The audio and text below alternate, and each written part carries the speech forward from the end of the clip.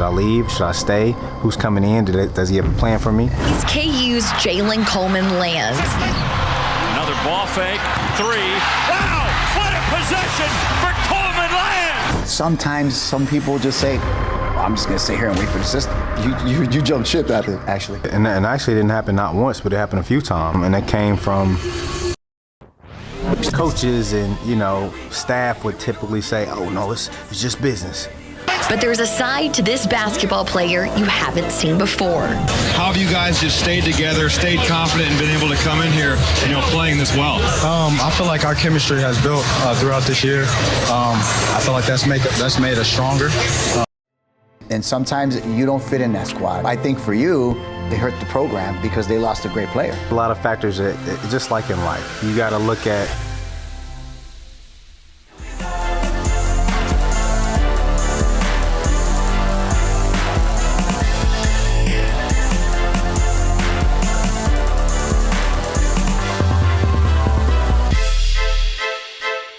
What's up, guys? Welcome to another episode of Mike Talk. I'm your host, Michael Gutierrez, Mike G. Some know me as Mike the Realtor, but it ain't about me. It's about the gentleman to my right. That's right. He is a national championship winner with Kansas, but his story goes way back beyond that. Without further ado, impressive resume, Jalen Coleman Lands. My bad. I'm interviewing all kinds of you good. You said it right. Jalen Coleman Lands, everybody. Thank you for being here, man, Jay. I appreciate it. Yeah. I know that I met this gentleman in the real estate field and, found him a nice place to reside, and we just organically connected. And I was like, man, I got to get him on. I got to get him on the episode and have you tell us about your story, man. You got an interesting story, and you do a lot of things as an entrepreneur today, right? Yeah. So tell me a little bit about how you ended up in Kansas. No, for sure. From Indianapolis, even broke some records for the Illini. Yep, for sure. Like I said, first of all, thank you for having me on. And then, where do I start? I feel like there's a lot of background that people don't, tend to see when they see a book cover. It's just like, oh, okay, from the outside looking in. But and the first question a lot would ask, NBA. Yeah. What happened, right? Yeah. But there's a story behind. And that's the first thing, right? And I think there's also assumption that people just automatically I want to play in the NBA. Sometimes people don't see there's options behind, just wanting to play professionally. That's interesting. And I think for me, when you do some majority of your life, and also from the people who know what you've invested to get to that point, they see it as like, so that's the ultimate goal for you, right? It's the NBA. But sometimes when you put so much time in, sweat equity, starting to realize not only the pros that come with it, but there's also cons that come with it that you have to weigh out on. Is this something that you feel like is sustainable? Is this something that's, something you want for yourself? And I think that's the crossroad that I had to come, to grasp with, is trying to realize, do I want to play in the NBA, or do I want to, pursue going an entrepreneurial route or going like in a financial realm, which is what I had to come to decision with for myself. So you're from Indianapolis. I am. And then you went to high school, but then you graduated and went to University of Illinois. Yep. So I went to U of I.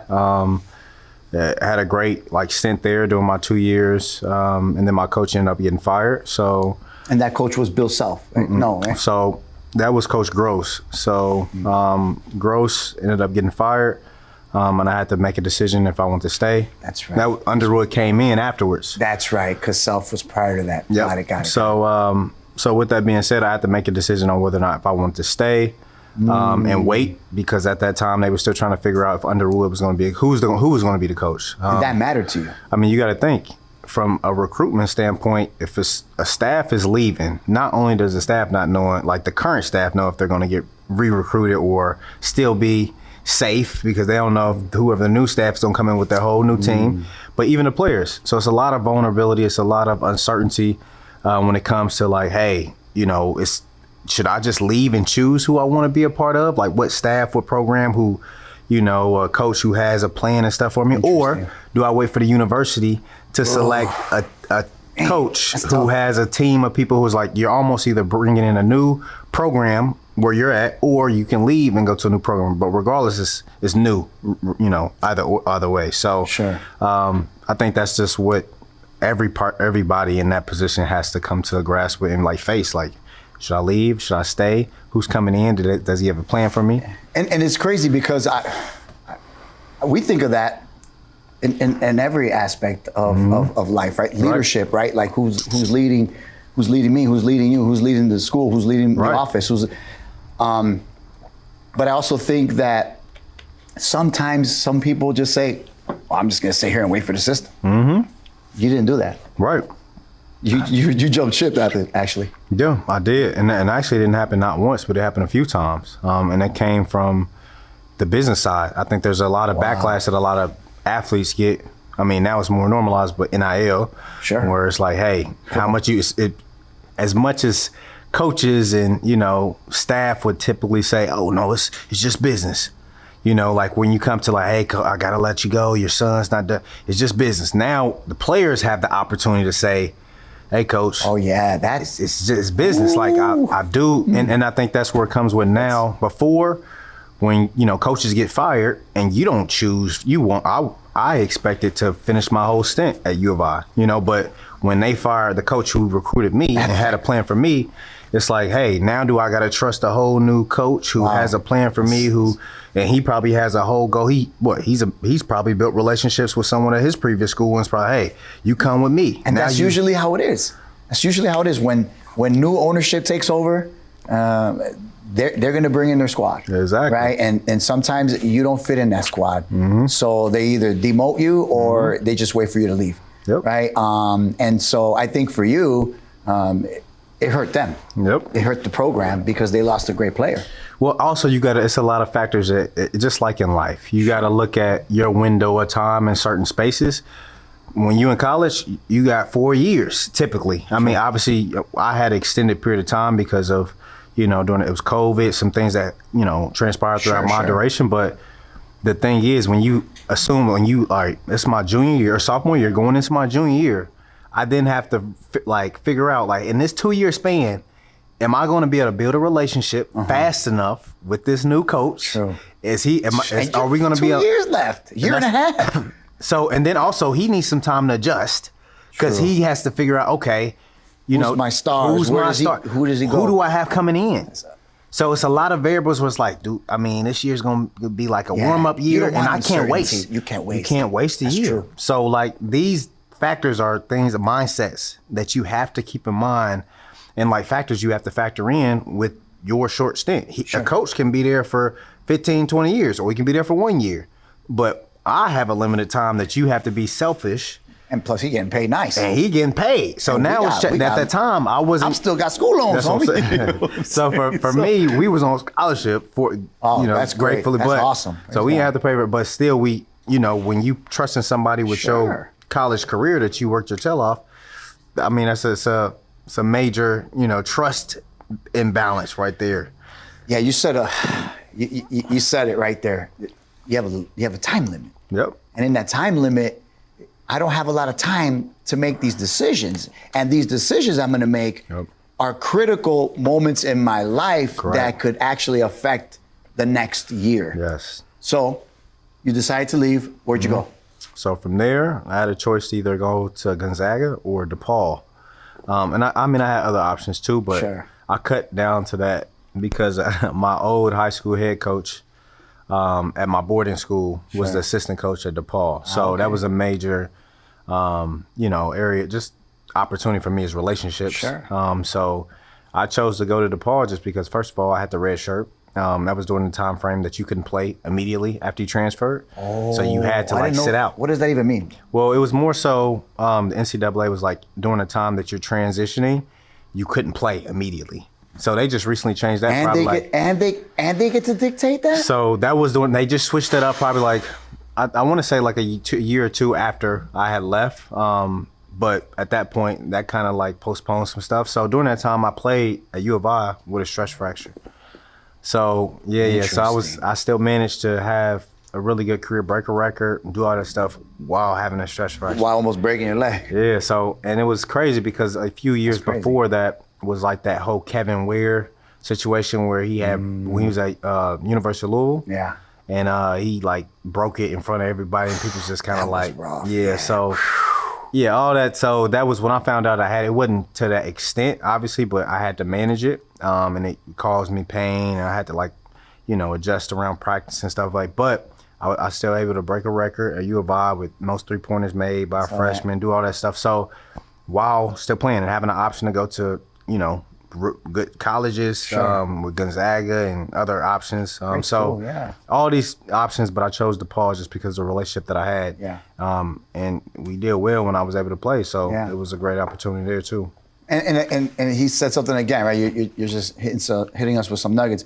Like, I went to DePaul because of the relationships, and I think that's the reason why you're sitting in my chair right here, right? Like, it's all about organic relationships, just getting to know someone, man. Just a basic hello and a couple questions, and it's like, oh man, you do the same thing I do. I play basketball too. Yeah, I don't know. Not too much. Like, I'm gonna mess you up with these penny loafers. But you left DePaul, and you left DePaul because obviously you won a national championship, and I want to get there, but I know that championships and trophies and accolades and rewards and awards don't come without pain. Right. Don't come without hardships. Don't come without adversity. Why did you leave DePaul? I mean, I love DePaul. My brother went there. Terry Cummings, baby. Yeah. It's a lot. I mean, obviously, I just dated myself with Terry Cummings. For me, it was more so just being in Illinois. I knew I had to sit out that year, so I didn't want to waste time. Yeah. Like going back to what we was talking about with, that window of time. And I knew that if I was going to sit out, would I rather sit out in Spokane, Washington, in the middle? And I went there, it's beautiful, scenic. But I felt like with where I was mentally, where I was from a business acumen, I wanted to be challenged on the court and off the court. And I knew during that time frame there were some things that I wish I knew that was important for my development, for my character, that I knew that Chicago would have.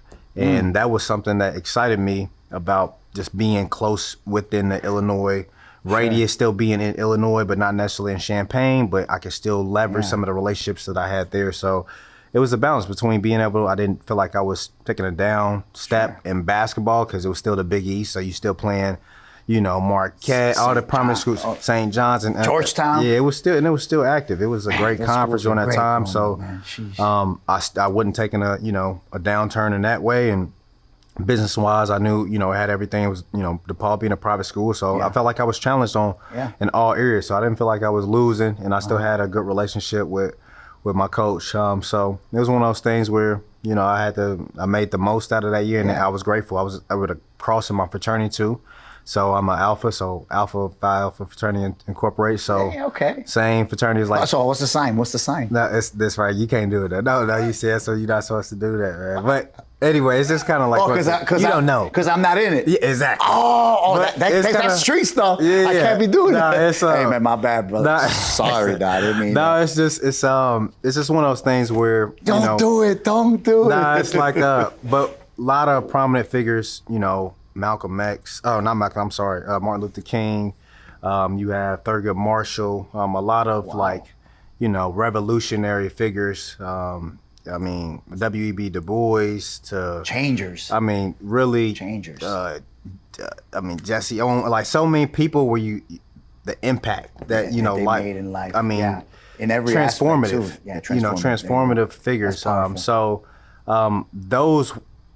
are the people that I had to do research on and figure out if there was an alignment and, and mission statements, things like that. But also most of the people are believers too. And that was one thing that I could kind of relate to is like, it's one thing to believe, treating your neighbor like, thy neighbor, like treating people, loving them, but like actually living it out, and having receipts to be like, no, we have people who are doing that. And this is the mission statement that we follow from, a fleshly standpoint that also relate from a spiritual standpoint. Amen. That's good, man. That's good. And I think that's that you just said something again. Like it defines a lot who you are as a man, right? Like you said, character. And you were going from school to school, and it wasn't because you were impatient. It was totally opposite. It was like I'm I'm trying to be very selective because I have not a lot of time left. Right. And these 4 years are going to not make or break me, but it could definitely launch me. And if I'm not, settled somewhere in where I should be, then it could be launching you in the wrong direction. For sure. And they say that too when you choose a school. It's like it's not a 4-year decision. This is the next 4-year decision.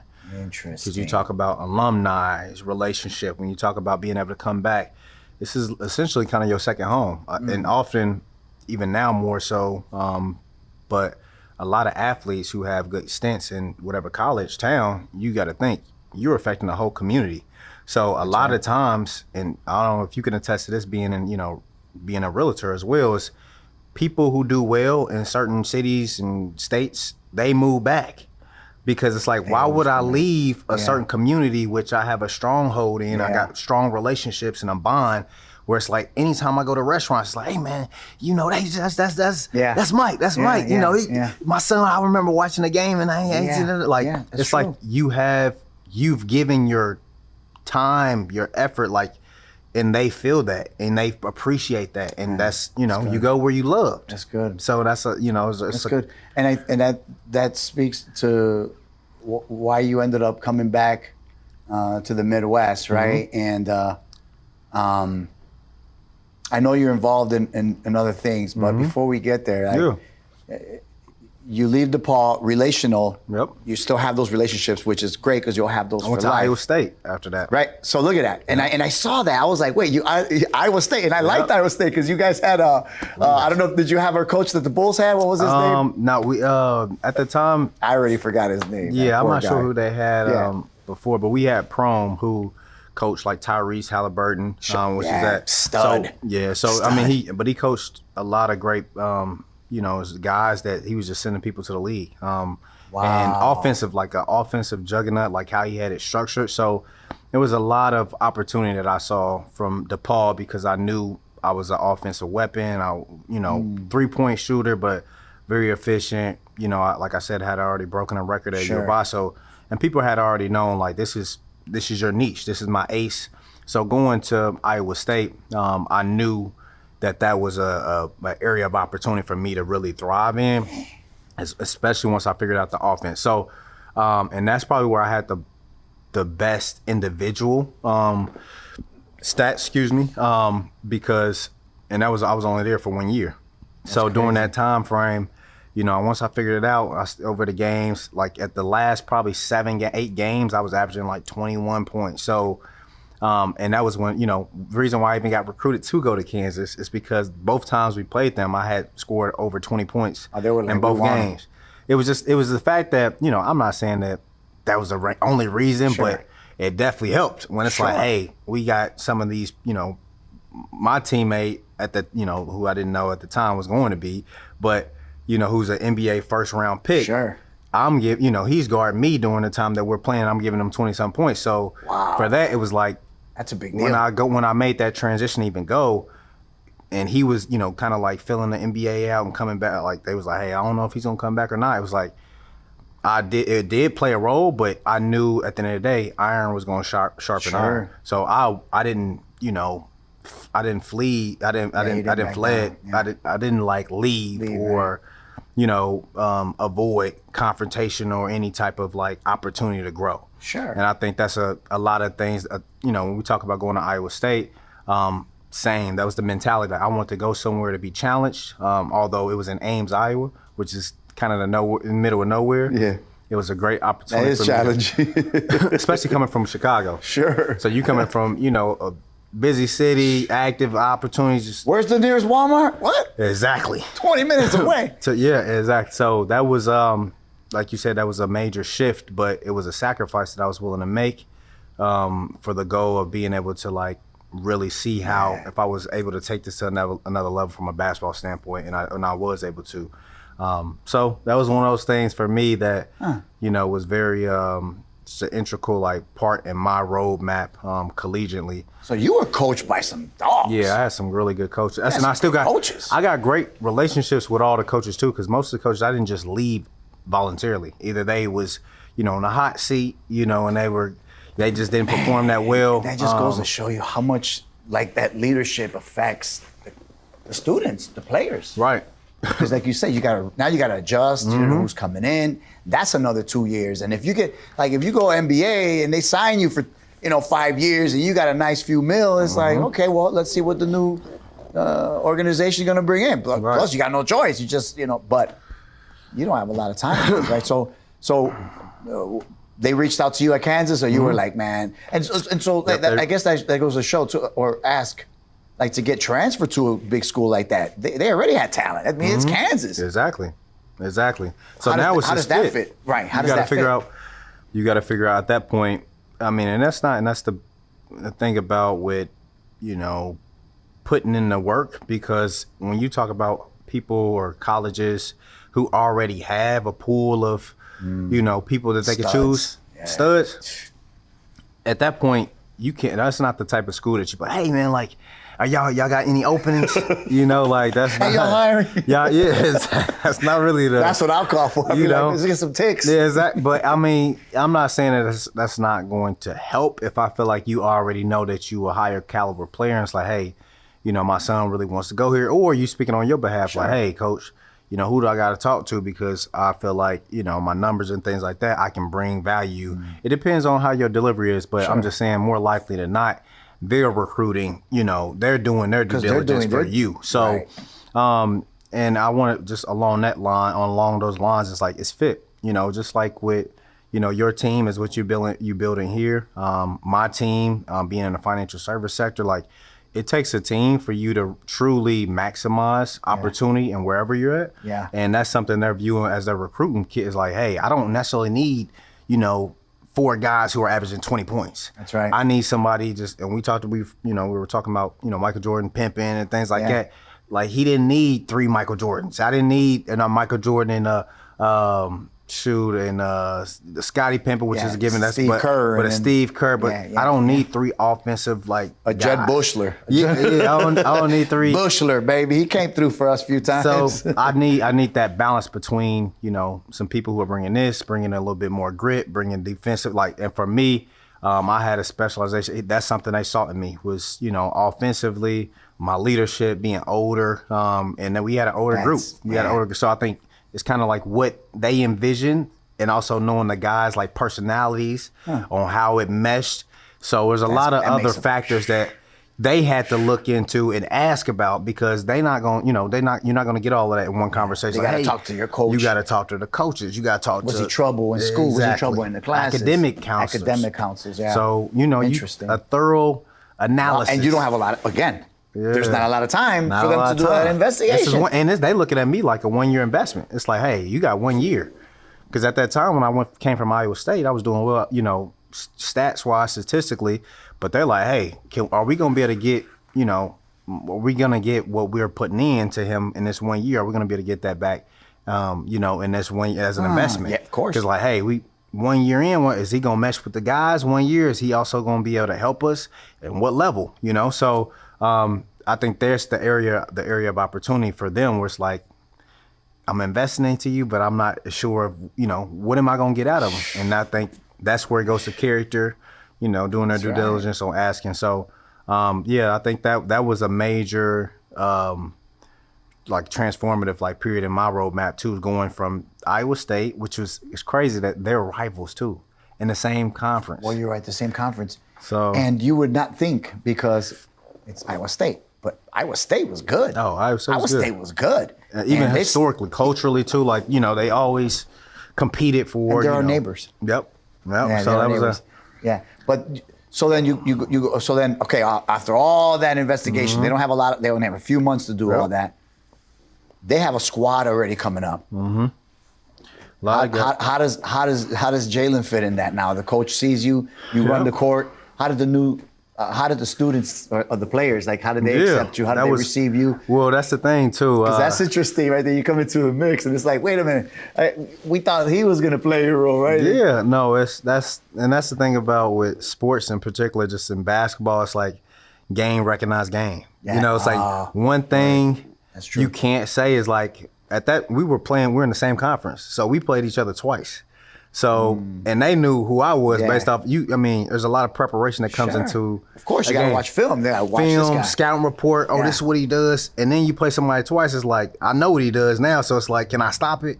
So from that standpoint, they knew that, oh, this he's nice. Like he's nice. Now, whether or not if he can fit in our system, that was a whole nother transformative thing. And I think as people fail to realize too, when it comes to sports and positioning, you can have a stud on your team, you're about and you may not be thriving in that position because of some other, maybe they not the style of play is a little different, whatever. But it's how can you adjust and conform around your team. I knew on my team every role, as we going through my roadmap and how it's changed, every role has been different.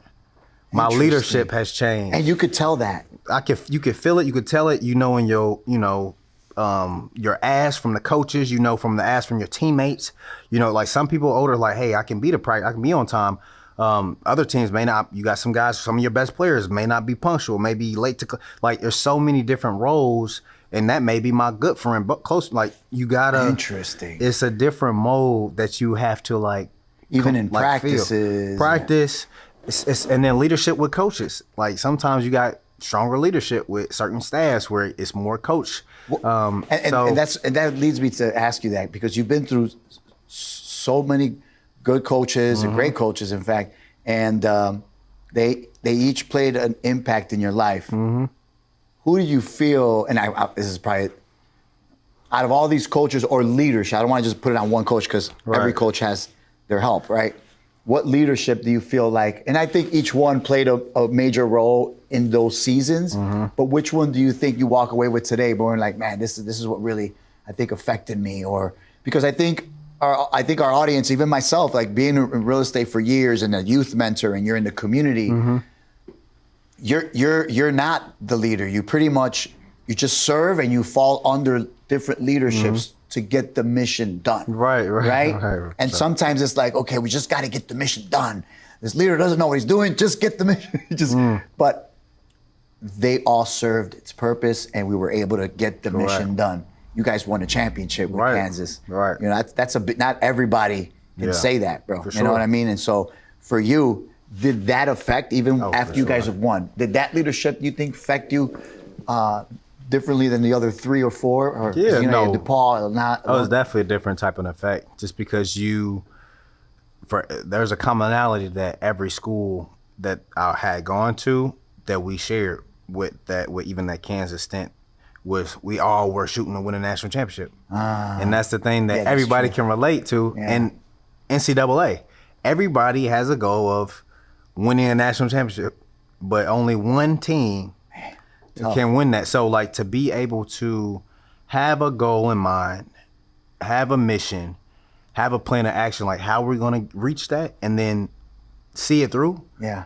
That's something only one team can truly say, like, it in the midst of it wasn't perfect. It wasn't like we had the perfect blueprint. Yeah. But we figured it out. And that's something when you talk about the difference between what you learned at Kansas versus some of these other programs that I've gone to, and these are families that I consider that are integral in like my development and my character into like, but it doesn't touch Kansas because I was able to accomplish something with my teammates, with my family, with connections that I have to the rest of my day, something with that, these that everybody seeks within sports, in particular in the NCAA, in basketball.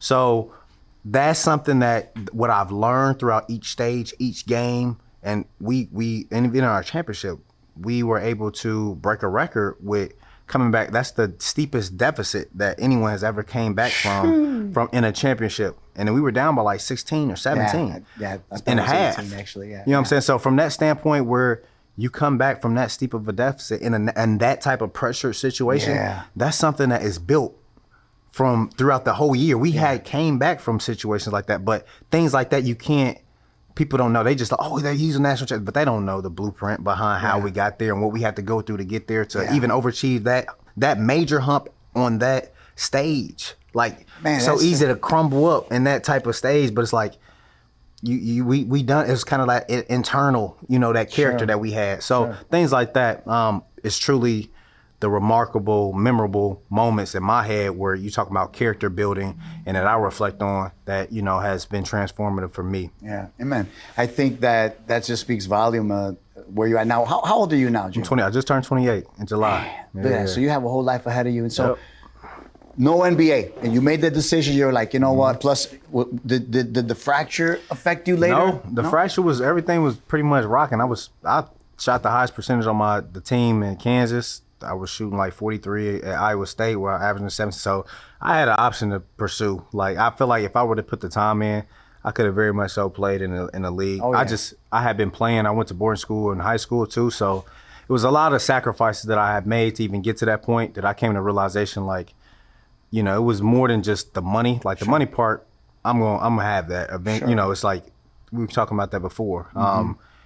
I trust, my relationships. I trust my character. I trust, just things that I have internally that the money is gonna come. Mm-hmm. It was more so me trying to figure out my life. Sure. How do I want to spend my life? And I was missing opportunities where I feel like since high school and junior year of high school, or people were passing, things like that, where I wasn't around. Sure. That really affected me in a negative manner. So that was one of those things where I'm like, man, I want to be present. I want to have a little bit more autonomy. I want to be, if somebody needs me, I can be there. Sure. And that was something that I had to, look at myself in the mirror and be like, is this something I want? Is this something that's conducive to like where I want to, go in the future? So, so I think that's one thing I had to look at myself in the face and in the mirror and be like, is this what I want? Yeah.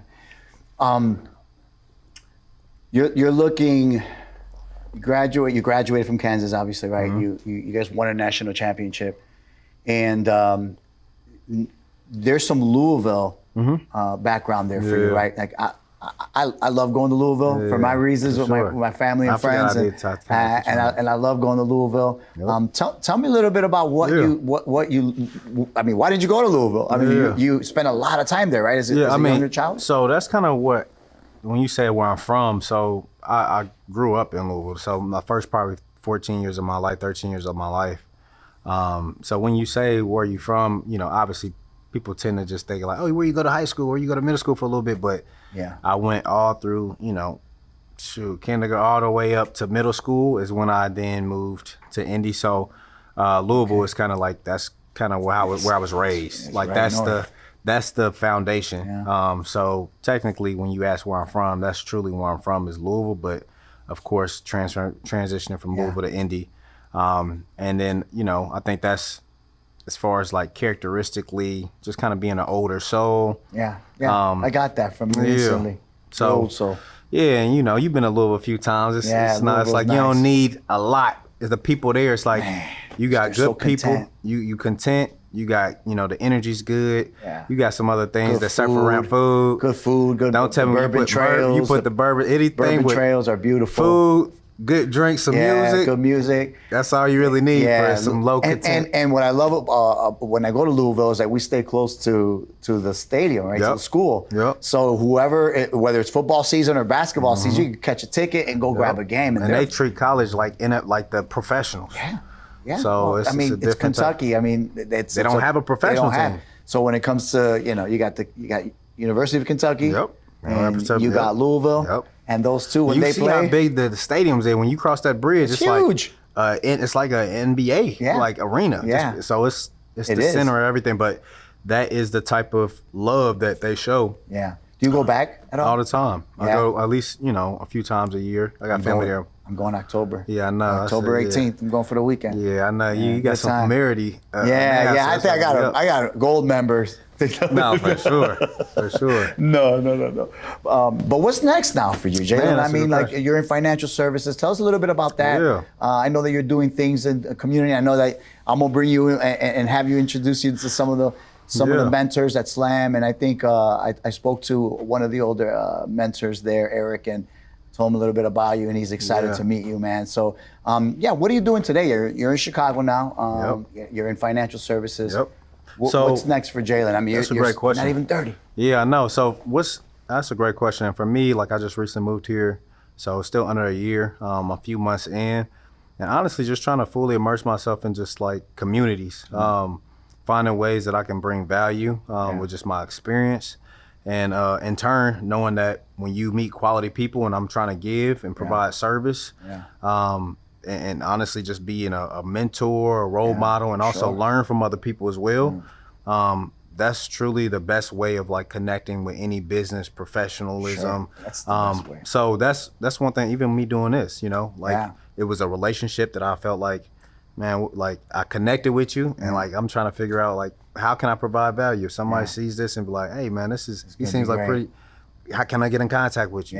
And that's just, so from there, that's the first thing. So that's the first pillar. And then second after that is, me and my profession. So now being in financial services, so getting my my licensing. Now I'm kind of in the process of going through with that. Yeah, so, Series 6, 63. 67 to 7. 67 to 7. So, well, I'm still at the number 1. So I'm gonna take a while. No, but Series 6, 63. I'm studying for that now. Okay. And passing that, of course, then you got to keep it moving, right? Yeah. You can't stop. You got to keep getting these licenses.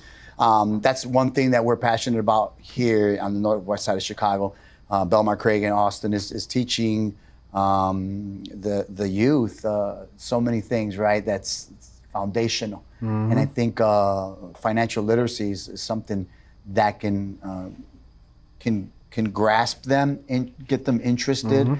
And then that's where the development of the organic relationships can come in. Yeah. And of course, then the gospel's presented there, and then that's through organic relationships. And I think that's one thing that teaching our community financial literacy when they can leave generational wealth that they have no idea that they had an opportunity to do so. Right. And when we're able to teach our Black and brown community that, it's like. And it's like, and so I think when you say that you're in that, it's big because education. They didn't teach me how to make my money work for me in high school. They taught me how to work for my money. Right. And suburbs, they're teaching their kids how to play golf and make money. Right. You know what I'm saying? And why don't we learn that in our communities? And I think this is what we want to do. We want to bring a lot of things to Steinman's. We want to bring a lot of things to the northwest side of Chicago. There's money that the state has that can give to different businesses and organizations that can make an impact in the lives of our community. No, you mentioned a lot of great things and just in that like sequence of like words stemming from even the sport like golf. People fail to realize how many business decisions are made on the golf course. Woo. I mean, now I'm even being more exposed to that now, but that is not only a language barrier because people are not even talking. That's not even in conversations, of like where's business deals being held at? What, there's no age group when it comes to like golfing. So it's like you got people 50, 67, Now you got my 50, nephews are 20, like 18, 10. they're golfing already. So that's one aspect. Then you talk about the suburbs. People are in these affluent, neighborhoods, and they're having conversations with their kids. That is the number one form of how financial literacy is transformed. Is from your parents. Generation to generation. It's in-house though. It's household. That's right. That's how the first way of how it's transformed. So you get social media. There's other calibers, but there's no more indirect way of getting some type of information than your mom and your dad. Just like you require, you are pretty much dependent on them on feeding you. You're dependent on them to house you for your needs. Same way as like if they're exposing you to like, hey John, we're gonna go to the golfing after this. Okay, I'm gonna give you $1. You're gonna have to work for this. Like things like that they're teaching their sons and their daughters. And also when you have wealth, you can also not only mold them and teaching them the language, then you're prepping them for either, whether the business that you currently have built up. Now you passing it over to your son and they're like, oh, now I understand. I've been seeing this all my life and you've been teaching me the language, so there's no language barrier. So these are things conversationally, when you talk about being here on the west side, like just trying to expose neighborhoods and communities on what's truly needed and just that language barrier. Like what is investing? What is, what is assets? What is liabilities? What, when they hear things, it's like, oh, it's some familiarity. Just like now when they teach a little bit of Spanish and, class, when they hear hola, people, you don't even have to be in class to know what that is. Hola, I know what that is because I've heard it.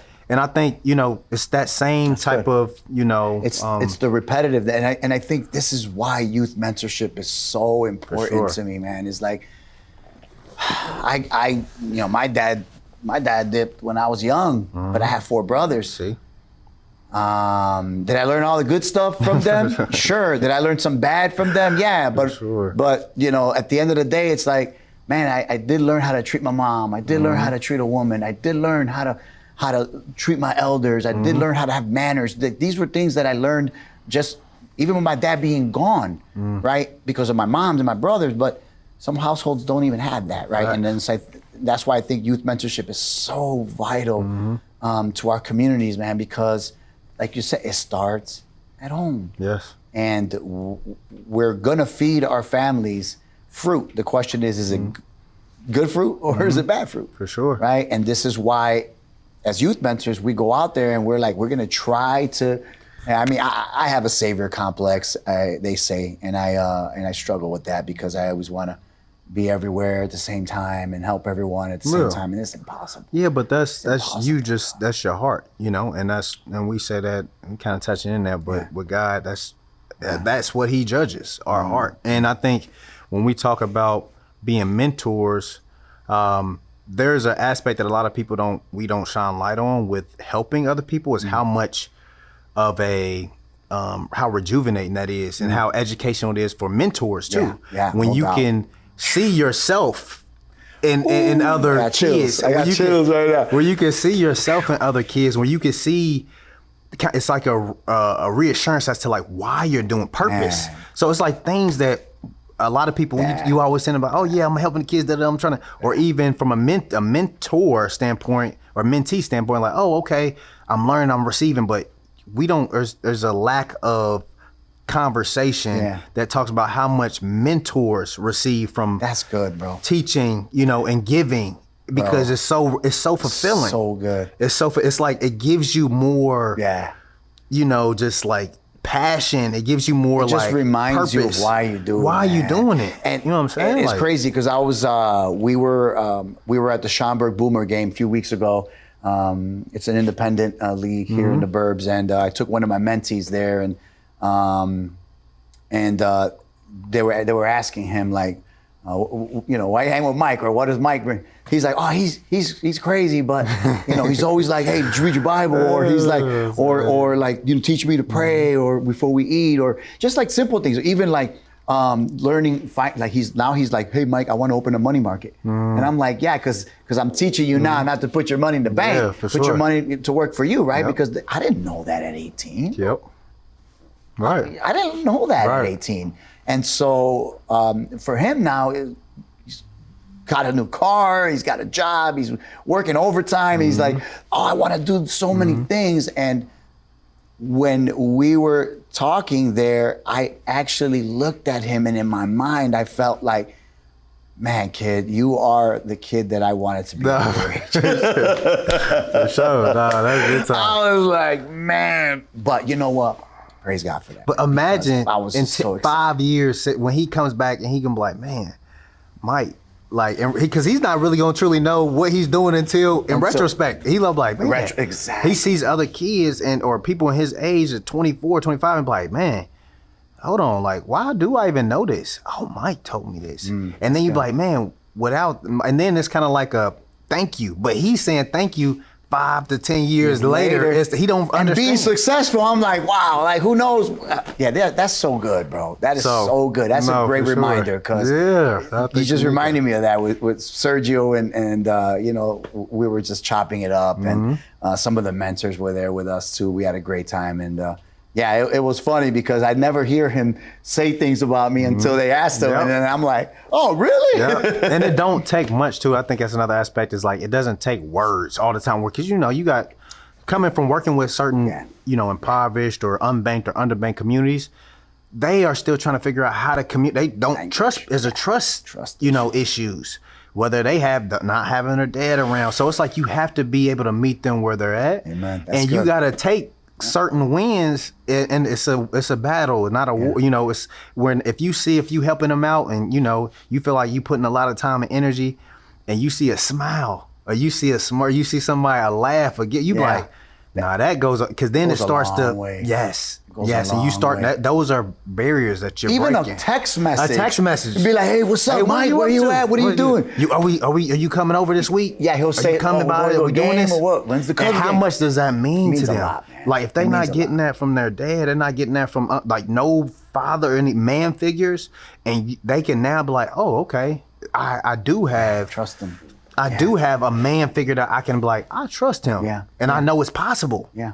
And then you bring him around other men that Correct. are mentors Correct. and other, like I bring my attorney around and Yep. he's like, he starts picking the brain of the attorney. Yeah. And then the attorney starts answering questions Yeah. about law and stuff. And he's like, maybe I want to be a Nah, for lawyer. sure. And just knowing And this. that's great Yeah. because I want him to have, I want him to have these options, Yeah. right? Because he's so young. Like you're 28, right? Yep. You still have a lot of options, Yep. right? But I could tell with your character, I think like when you said that your time was limited in the universities to make those decisions, I think you still carry that today. Oh, for sure. Right? And I think that's what I want to teach a lot of the young men. It's like you're going to have options, but you want to be able to chill and harness that anxiety. Be intentional And be with your intentional. time. Yeah. Like don't just be out here just aimless. Cause then that's, and you know how that, where that'll lead you. think- Especially coming from my background, I think you can, Relate to that. relate to that where it's like, when you come from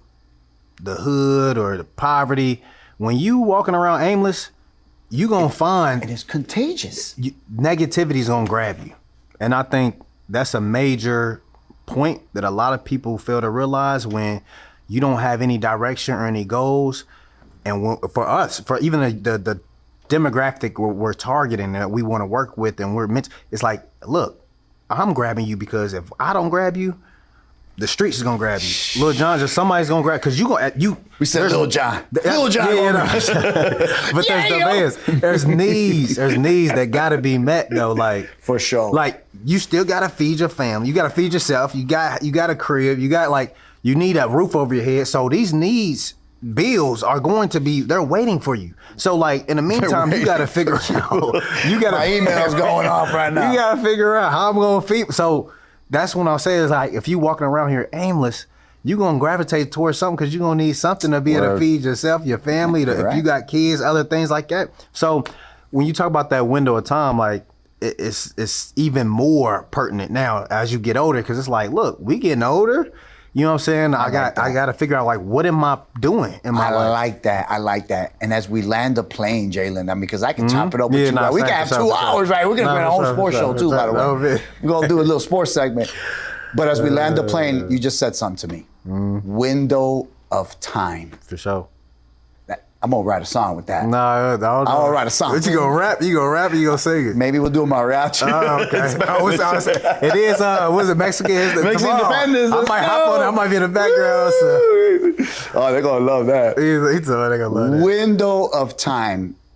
I want you to talk to our kids, man. I really do, because you bring out the youth look out of forward me, to man. it. Like I'm ready to leave my penny loafers on and take you to the court, Stop and it. show you. should. I want you to talk to our kids, man, and Man, I I want you to look tell forward to our kids, what does that window of time mean?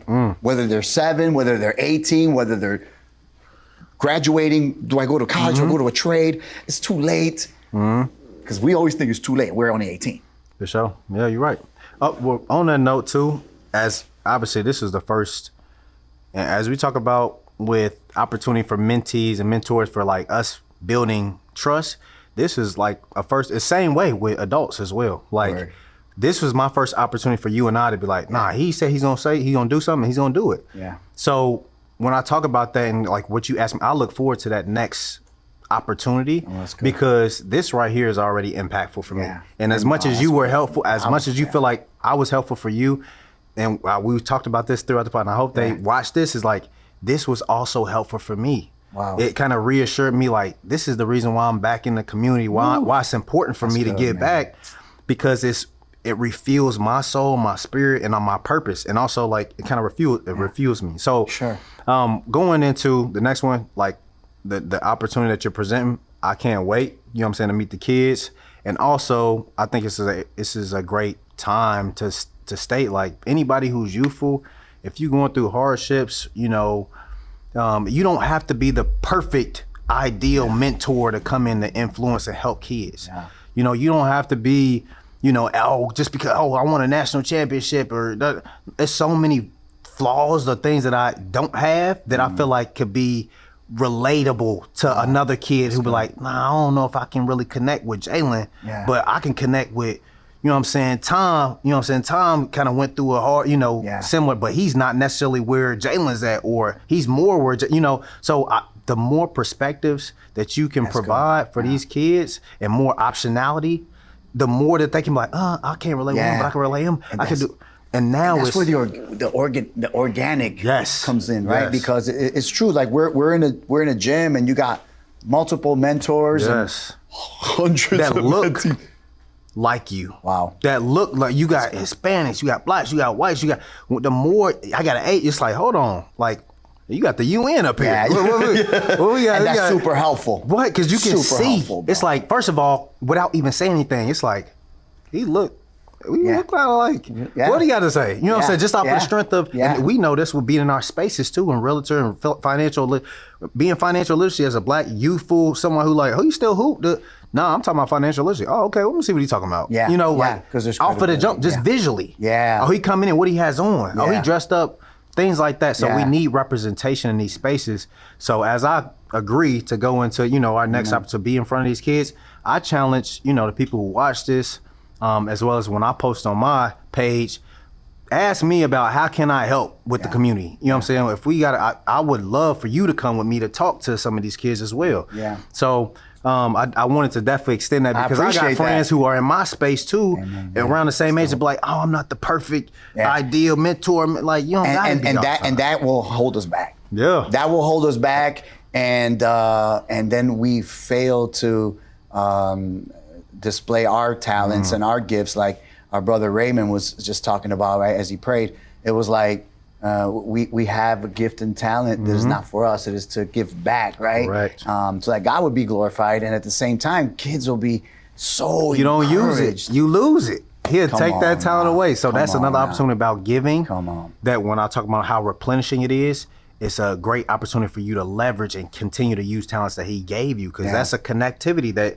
a vessel. That's a vessel that you cutting off. That's right. So we can go on. Man, I know I don't want to say that, man. But you know, I look forward to our next opportunity. Me too. If people want to find you, Jalen, if people want to just know more about who you are and what you offer and how they can bring you into their company to speak to their company for them, and because I know that you're also a speaker and you talk to, you know, companies and whatnot. How can they find you? First of all, word of mouth. So through you, you know what I'm saying? Right, so when they see opportunities like that, or, and then after they see me, be like, okay, not too much now. So that's one way. I gotta keep it moving.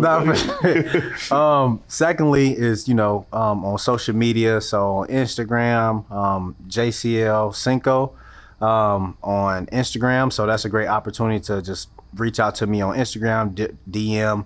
And then if you want to get my contact information, or, you know, obviously reach out to Mike, but or my email, colemanjalenlands@gmail.com. So those are probably some of the main opportunities to reach out to me. And I would love to talk to you, just to network first and foremost. And then if there's any value that I can add from listening to this or just talking to Mike, then I'm all eyes and ears.